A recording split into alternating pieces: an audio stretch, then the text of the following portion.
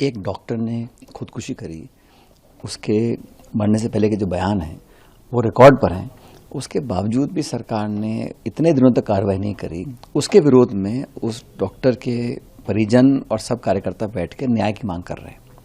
बारिश में, धूप में बैठे हैं और लोकतांत्रिक व्यवस्था में अपनी बात को रखना, धरना देना, प्रदर्शन करना, वाजिब मांगों को उठाना, ये उनका दायित्व है, जिम्मेदारी है विपक्ष के लोगों की।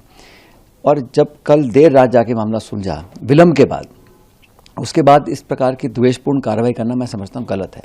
और किसी जनप्रतिनिधि को, विपक्ष के लोगों को सरकार के दबाव में पुलिस प्रशासन उनको अरेस्ट करे, डिटेन करे, मुकदमे करे, ये ठीक नहीं है।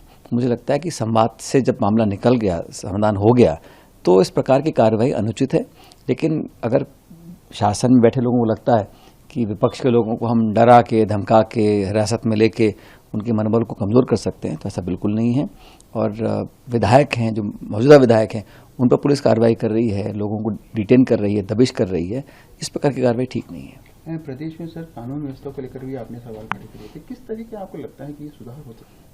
नहीं, राजस्थान में तो यहाँ पता ही नहीं है कि सरकार चला कौन रहा है। किसी का नियंत्रण नहीं है, जवाबदेही नहीं है, कंट्रोल नहीं है। सत्ता में जो लोग बैठे हैं वो अपने आप को विवश महसूस करते हैं। अफसरशाही इतनी हावी है, प्रशासन का राज चल रहा है और जो प्रशासनिक अधिकारी हैं उनकी जवाबदेही जनता के प्रति नहीं होती है। तो लॉ एंड ऑर्डर, कानून व्यवस्था जो है राजस्थान में बिल्कुल लचर है और आए दिन ऐसी घटना हो रही है। हर जिले, राजस्थान के हर जिले में कुछ ना कुछ घटना होती है, लूट की, महिला हिंसा की, और मतलब इस प्रकार ऐसा एक क्रम बन गया है। और मैं समझता हूं कि राजस्थान में सरकार को सबसे पहले लॉ एंड ऑर्डर को प्रायोरिटी देनी चाहिए और जवाबदेही तय करनी चाहिए। अगर घटना होती है तो तुरंत कार्रवाई हो, निर्णायक कार्रवाई हो, और भविष्य में उसके लिए रोकने के लिए सरकार क्या कर रही है इस पर कदम उठाने जाने चाहिए। एक डॉक्टर ने खुदकुशी करी, उसके मरने से पहले के जो बयान हैं वो रिकॉर्ड पर हैं। उसके बावजूद भी सरकार ने इतने दिनों तक कार्रवाई नहीं करी।